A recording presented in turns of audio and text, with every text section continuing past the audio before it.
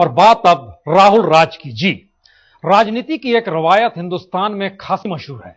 अगर किसी सियासतदान के नाम के साथ गांधी सरनेम हो तो उसे किसी इम्तिहान की जरूरत नहीं होती। लेकिन जरा सोचिए कि जयपुर में कांग्रेस के चिंतन शिविर से जो निकला उससे साफ है कि राहुल गांधी के सामने एक चुनावी परीक्षा है, और यह है 2014 की चुनावी परीक्षा। और कांग्रेस के सबसे बड़े चेहरे के तौर पर राहुल गांधी ही है। तो राहुल को कांग्रेस का उपाध्यक्ष बनाने का ऐलान किया तो गया, औपचारिक तौर पर नंबर 2 की कुर्सी दी तो गई, लेकिन अब एक इम्तिहान सामने खड़ा है। राहुल गांधी के गले में बड़ी भूमिका की माला कुछ इस तरह पड़ी। कांग्रेस में यह तो पहले से ही है कि राहुल नंबर 2 हैं, लेकिन चिंतन शिविर में इसका औपचारिक ऐलान किया गया। रक्षा मंत्री A.K. एंटनी ने राहुल को पार्टी का उपाध्यक्ष बनाने का प्रस्ताव रखा तो सोनिया ने उसे झटपट स्वीकार कर लिया। एंटनी जी ने प्रस्ताव रखा कि श्री राहुल गांधी को पार्टी का उपाध्यक्ष बना दिया जाए। कार्य समिति ने मेजे थपथपाकर इसका स्वागत किया और उनके समर्थन के बाद कांग्रेस अध्यक्ष ने अपनी स्वीकृति दी। इस ऐलान के साथ ही राहुल की हैसियत और कुर्सी दोनों बदल गईं। चिंतन से पहले वो प्रधानमंत्री से 2 कुर्सी बाद बैठे थे, अब बगलगीर हो गए।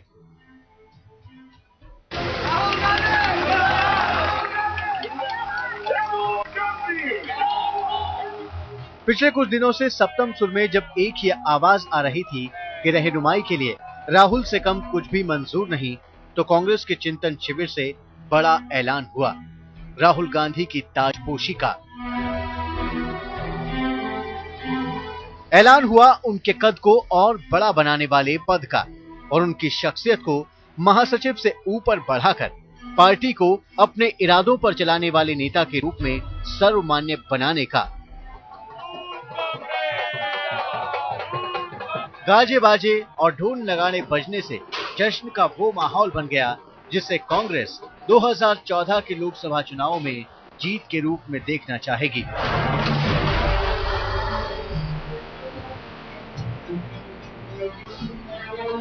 उस जीत की तमन्ना और पार्टी में नई जान फूंकने की चाहत ही राहुल गांधी के कंधे पर बड़ी जिम्मेदारी के रूप में आ बैठी है। कांग्रेस तो शायद अब भी सोनिया गांधी के हुक्म से चलेगी, लेकिन मोर्चे पर कांग्रेस को संभालने और जीत की मंजिल तक ले जाने का दारोमदार होगा राहुल गांधी पर।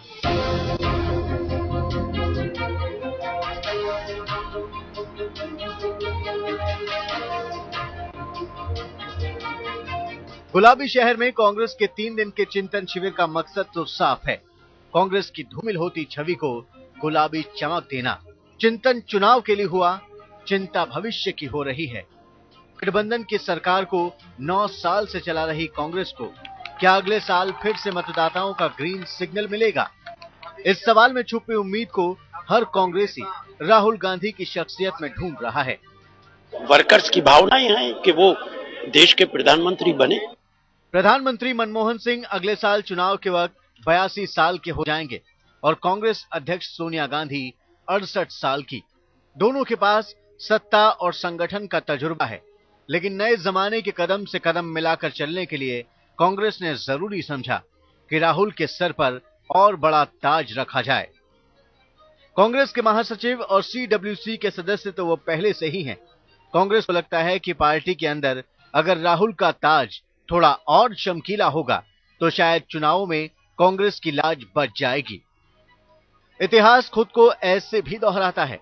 राजस्थान इस बात का गवाह है कि कैसे कांग्रेस अपने नए नेता के लिए रास्ता तैयार करती है।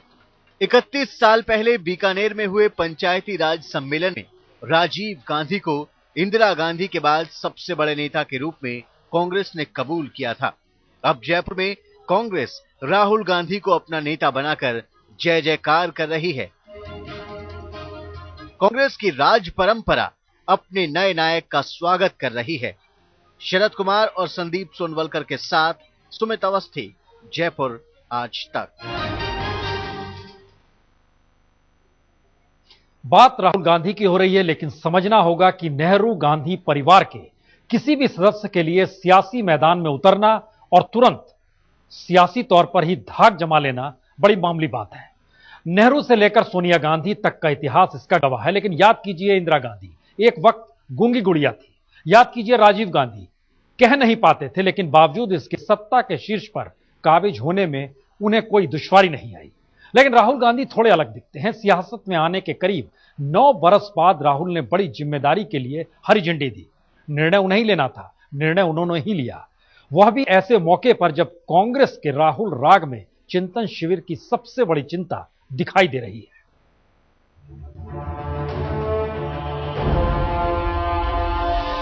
कोई शख्स खुद इतिहास बनाता है या फिर इतिहास का मोहताज होती है शख्सियत। इतिहास में किसी व्यक्ति की भूमिका को लेकर यह बहस शायद ही कभी खत्म हो। यूं तो गांधी नेहरू परिवार की कांग्रेस में इतिहास को बदलने की रवायत कभी नहीं रही, लेकिन 2004 से देश चलाने वाली पार्टी के पायलट को लेकर ऐसी चिंता कभी नहीं देखी गई। करीब 9 साल से मनमोहन सिंह कांग्रेस की अगुवाई में यूपीए सरकार चला रहे हैं, लेकिन पार्टी को नई रोशनी की जरूरत महसूस होने लगी और पार्टी की अहम जिम्मेदारी सौंपने की मांग उठने लगी।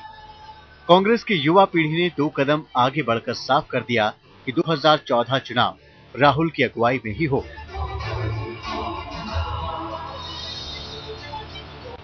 हमारे लिए बहुत खुशी की बात है कि राहुल जी को उपाध्यक्ष कांग्रेस पार्टी का आज बनाया जा रहा है और उन्होंने जिम्मेदारी एक्सेप्ट कर ली है। इसमें युवाओं को, हम जैसे लोगों को बहुत खुशी है। आज आप देख रहे हैं कि सिर्फ जयपुर में ही नहीं, पूरे देश के अंदर आतिशबाजी हो रही है। युवाओं के अंदर एक खासी जोश है, जो एक बदलाव राहुल जी ने यूथ कांग्रेस और एनएसयूआई द्वारा एक पार्टी के अंदर इंटरनल डेमोक्रेसी की शुरुआत की थी, उसकी वजह से एक काफी जोश है। पार्टी के दरवाजे सबके लिए खोलने की आज जो है, ये जो युवाओं की भावना को देखते हुए पार्टी ने फैसला किया है। इससे निसंदेह पार्टी मजबूत होगी। कांग्रेस में यूं भी नेतृत्व के लिए गांधी नेहरू परिवार से अलग देखने की परंपरा नहीं रही। कांग्रेस में भले ही दशकों पहले नेहरू के बाद कौन और इंदिरा के बाद कौन जैसे सवाल उठे हों, कांग्रेस को इंदिरा कांग्रेस बनाने के लिए इंदिरा गांधी को पार्टी के वरिष्ठ नेताओं से मुकाबला करना पड़ा, तो राजीव गांधी के नाम पर मोहर लगने से पहले भी कांग्रेस में इक्का दुक्का विरोध के सुर उठे। लेकिन विरासत की सियासत कर रहे राहुल गांधी को लेकर कभी कोई सवाल नहीं उठा। सियासत की राह पर राहुल के कदम जैसे ही पड़े, पूरी पार्टी ने उन्हें सोनिया गांधी का उत्तराधिकारी मान लिया। –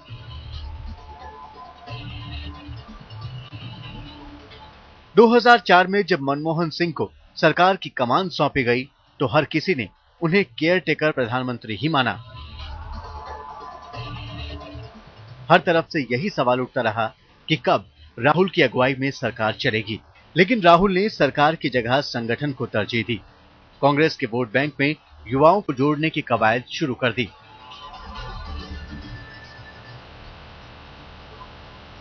कांग्रेस नेताओं की माने तो राहुल गांधी का औपचारिक तौर पर कद बढ़ाए जाने से 2014 चुनाव में कांग्रेस को फायदा पहुंचेगा।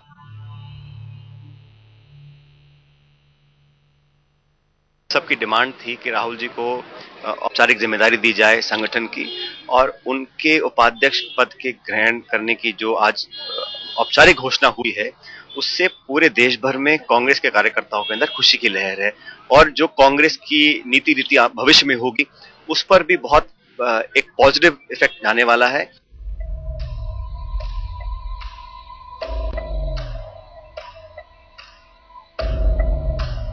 गांधी नेहरू परिवार में बड़ी जिम्मेदारी निभाने के लिए इतनी लंबी ट्रेनिंग किसी की भी नहीं रही जितनी राहुल को मिली। आरोप लगते रहे कि राहुल गांधी जिम्मेदारी लेने से डरते हैं।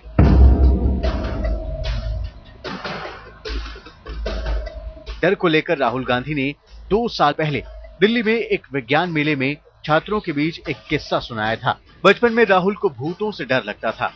डर दूर करने के लिए उनकी दादी इंदिरा गांधी ने उन्हें अंधेरे में जाकर देखने को कहा। राहुल ने अंधेरे में गार्डन का चक्कर लगाया तो पता चला कि इसमें डर जैसी कोई बात नहीं।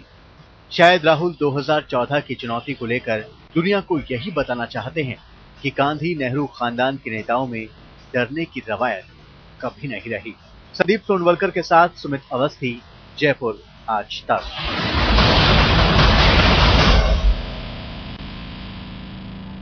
बात गांधी परिवार की होगी तो बात विरासत की भी होगी, लेकिन विरासत में सियासत मिले तो नंबर गेम की कोई अहमियत नहीं होती। राहुल गांधी कांग्रेस के शिखर पर पहले से ही थे, लेकिन अपने इर्द गिर्द जो शून्य का घेरा उन्होंने बना रखा था उसमें कई सवाल सामने खड़े थे। लेकिन अब नंबर 2 की कुर्सी पर ताजपोशी के बाद राहुल गांधी ने देश को बदलने का दावा भी किया और यह भी किया कि मिलजुल कर देश बदल देंगे। मतलब कई हैं, संकेत कई हैं। चुनौती तो बाद में, पहले उन्हें कांग्रेस के लिए 2014 में जीत की हैट्रिक दिलानी है, उम्मीदें पूरी करनी है, आस पूरी करनी है।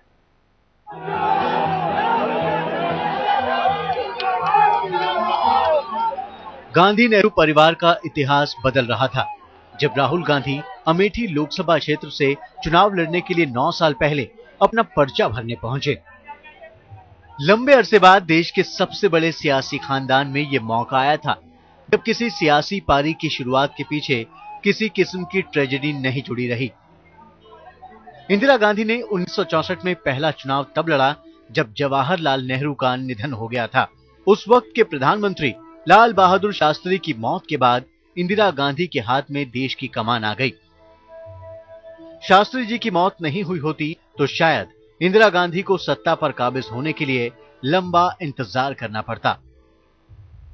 हवाई हादसे ने संजय गांधी की सियासी उड़ान का अंत नहीं किया होता तो बतौर पायलट आसमान से बातें करने वाले राजीव गांधी राजनीति की रफ्तीली राह पर नहीं उतरे होते। राजीव गांधी जीवित होते तो सोनिया गांधी ने नियति से मुठभेड़ के लिए सियासत का सहारा नहीं लिया होता। 9 साल पहले ये केवल सियासी पारी की शुरुआत नहीं थी, बल्कि देश की सबसे पुरानी पार्टी की उम्मीदों को नया आसमान मिला। शीर्ष पर शून्य से ज्यादा खतरनाक और कुछ नहीं होता। 9 साल की सियासी पारी में राहुल हकीकत और उम्मीदों के बीच डूबते उतरते रहे। उनके शीर्ष पर होने को लेकर कोई शक शुबा नहीं रहा हो, लेकिन जब भी सियासी संभावना तलाशने की कोशिश की गई तो उनके इर्द गिर्द सियासत के जानकारों को शून्य ही नजर आया। ये तय हो गया कि कांग्रेस की सियासत राहुल गांधी के इर्द गिर्द ही घूमेगी, लेकिन इसका औपचारिक ऐलान करने में करीब 7 साल लग गए। एक कहावत है कि मछली के बच्चे को तैरना नहीं सिखा जाता। ये उस परंपरा का व्यक्ति है राहुल गांधी, जिसका नाम है, जिस परंपरा ने इस देश को दिशा दी है। राहुल गांधी को कांग्रेस में औपचारिक तौर पर नंबर 2 की हैसियत दे दी गई। हाल ही में राहुल को कांग्रेस की इलेक्शन कमेटी की कमान सौंपी गई थी। जाहिर है 2014 के लोकसभा चुनाव में राहुल न सिर्फ पार्टी के स्टार प्रचारक होंगे, बल्कि कांग्रेस के चुनावी कमांडर भी होंगे, जिन पर कांग्रेस की अगुवाई में यूपीए को जीत की हैट्रिक दिलाने का होगा जिम्मा। राहुल के लिए 2014 की चुनावी जंग आसान नहीं।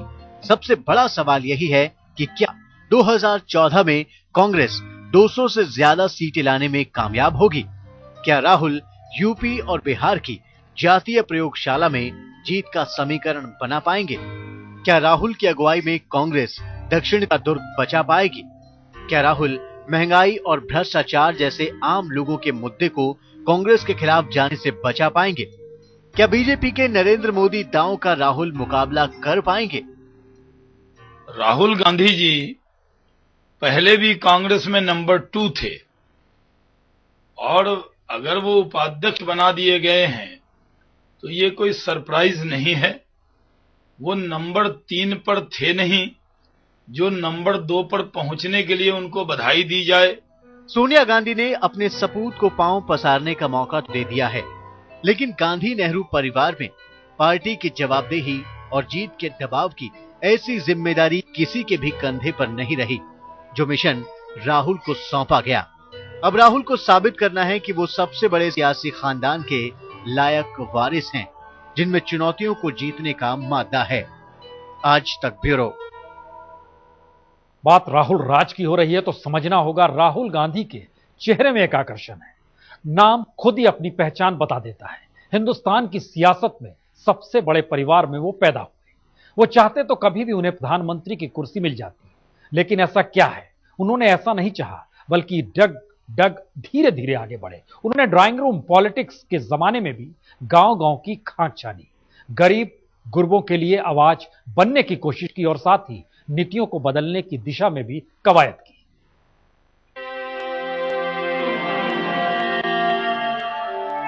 गांधी नेहरू परिवार की ट्रेजेडी की ये दो तस्वीरें दर्द और साहस की अनकही दास्तान थी रही।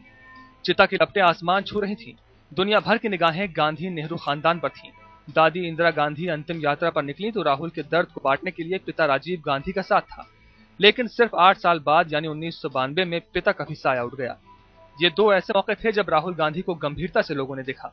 1992 से लेकर 2004 तक राहुल गांधी ने अपने पिता की तरह राजनीति को लेकर दिलचस्पी नहीं दिखाई, लेकिन 2004 के लोकसभा चुनावों में राहुल मां की मदद के लिए सियासत में कूद पड़े। ये 34 साल के उस नौजवान चेहरे की नई लड़ाई थी, उस कांग्रेस को सत्ता की ताकत देने के लिए जो तब तक 119 साल की हो गई थी। उम्र की शतकी पारी खेल चुकी कांग्रेस को नई रोशनी और युवा ताकत देने के लिए 2004 में जब राहुल गांधी सियासी मैदान में उतरे तो उनकी छवि बनी यूथ आइकन की, ऐसी शख्सियत जिसने कांग्रेस से युवाओं को जोड़ने में अहम भूमिका निभाई।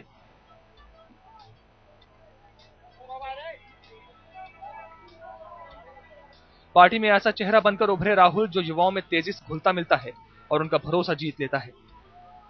युवाओं को तरजीह देने की राहुल की कोशिशों का ही नतीजा था कि कई युवा चेहरे सरकार में शामिल हुए।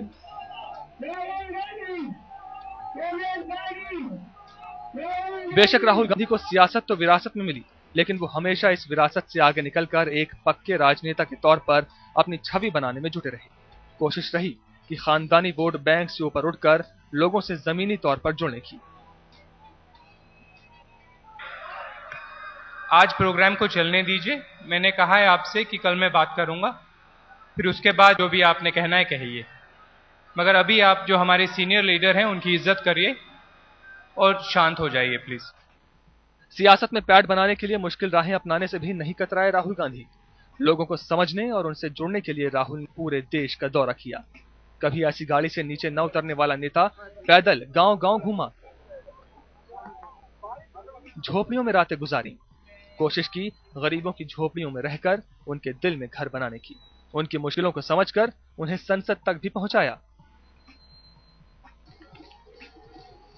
राहुल चाहते तो अपने सियासी करियर के शुरुआती दौर में ही वो सरकार में कोई बड़ा ओहदा हासिल कर सकते थे, लेकिन कांग्रेस के कमजोर संगठन को मजबूत करने पर जोर दिया और इसलिए सत्ता की जगह संगठन से ही जुड़े रहे। लेकिन संगठन से जुड़े होकर भी राहुल की देश की आर्थिक तस्वीर से नजर कभी हटी नहीं। अगर मनमोहन सिंह की उदारवादी नीतियों का समर्थन किया तो दूसरी तरफ किसानों और गरीबों के हक के लिए भी आवाजें बुलंद करते रहे। राहुल गांधी की ही कोशिशों का नतीजा था कि भूमि अधिग्रहण बिल में बदलाव किए गए। शरद कुमार और संदीप सोनवलकर के साथ सुमित अवस्थी, जयपुर, आज तक। राजीव गांधी एक झटके में राजनीति में आए, लेकिन राहुल गांधी जी एक लंबी कवायद है। सही कहें तो राहुल गांधी भारतीय राजनीति के इतिहास में शायद पहले ऐसे नेता हैं जो सत्ता के केंद्र में आने से पहले ही शोध का विषय बन गए। बिहार चुनाव से लेकर यूपी चुनाव तक राहुल ने तमाम राजनीतिक प्रयोग किए, लेकिन ज्यादातर कदम राजनीतिक भूल के तौर पर ही याद किए गए।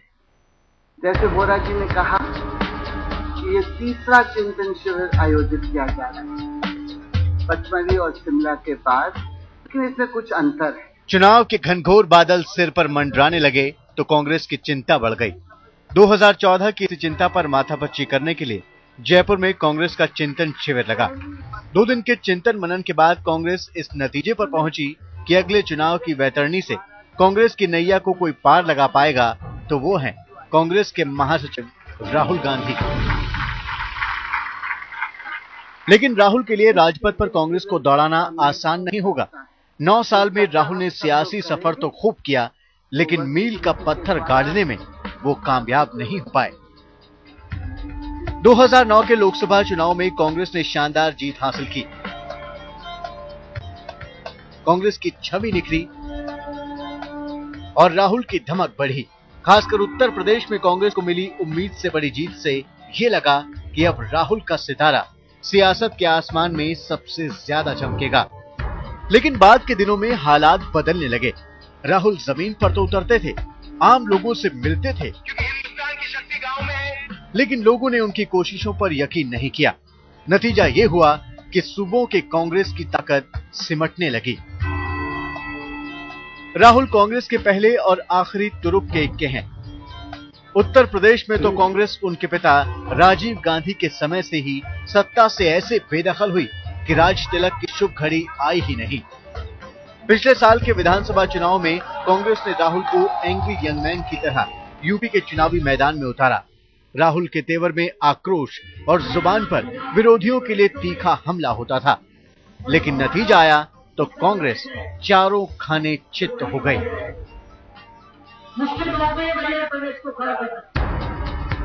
यूपी की हार का असर गुजरात चुनावों तक दिखा।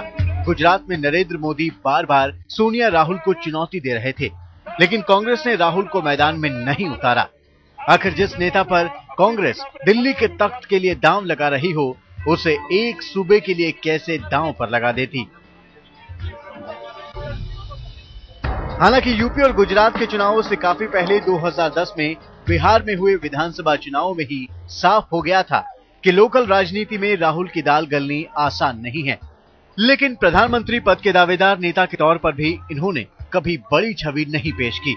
अब तक उन्होंने न तो पार्टी में कोई बड़ी भूमिका निभाई और न इस सरकार में गए। राजनीति पर पैनी नजर रखने वाले मानते हैं कि राहुल के अंदर की हिचकिचाहट उन्हें बड़ी भूमिका से रोकती है। राहुल गांधी को लगता है कि मुझे बहुत सीखना है, कि मुझे देश के बारे में सीखना है, पार्टी के बारे में सीखना है, और कोई जल्दी नहीं उनको है।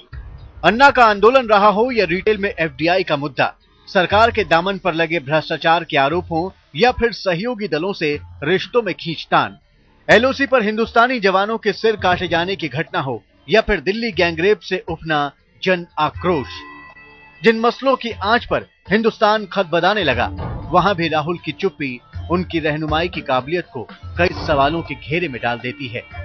शरद कुमार और संदीप सोनवलकर के साथ सुमित अवस्थी, जयपुर आज तक। 8 बरस पहले राहुल गांधी अपनी मां की मदद करने के लिए सियासत में उतरे थे और फिर धीरे धीरे मंचते चले गए। नई जिम्मेदारियां और नई चुनौतियां ली, जमकर मेहनत भी की। सियासी सफर में राहुल कभी कामयाब कभी नाकाम रहे।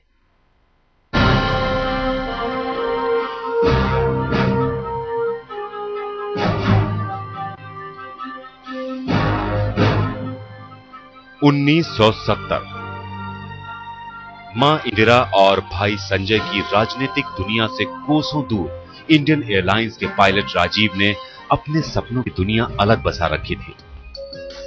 राजीव की सपनों की दुनिया में सोनिया का प्यार और आने वाले नन्हे मेहमान का इंतजार था।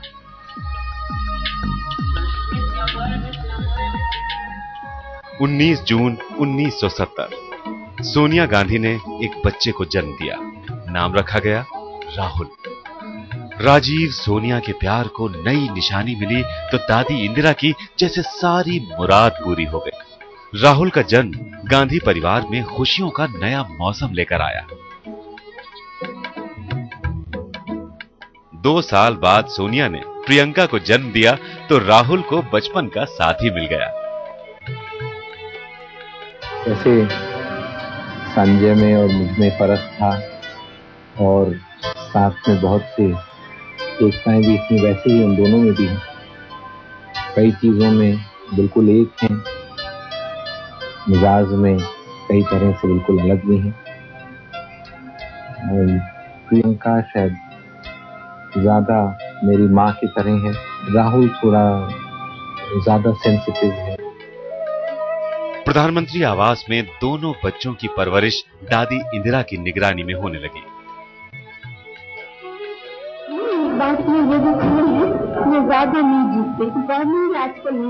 पैरों पर चलना सीखा तो स्कूल भी जाने लगी। दाखिला मिला सेंट कोलंबस स्कूल में।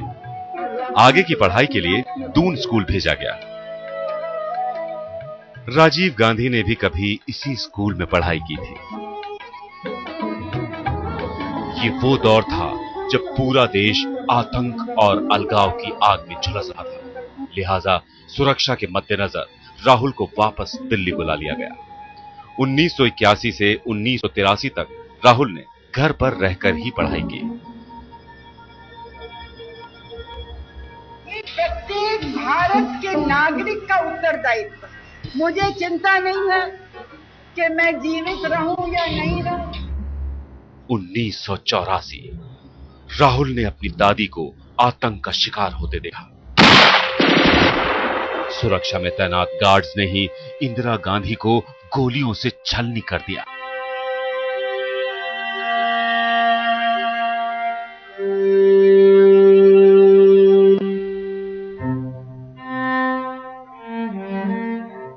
आगे की पढ़ाई के लिए राहुल यूएस चले गए और हार्वर्ड यूनिवर्सिटी में पढ़ाई शुरू की। लेकिन इसी बीच 21 मई 1991 को श्री पेरबदूर में एक गहरी साजिश के तहत लिट्टे प्रमुख प्रभाकरण ने राजीव गांधी की हत्या करवा दी।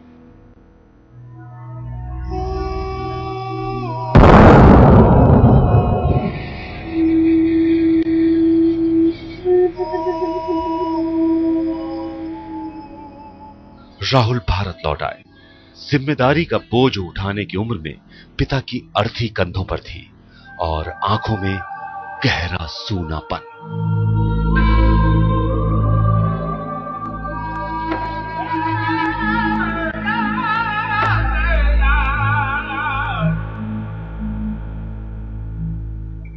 मां सोनिया और बहन प्रियंका को छोड़कर आगे की पढ़ाई के लिए राहुल विदेश लौट गए। लेकिन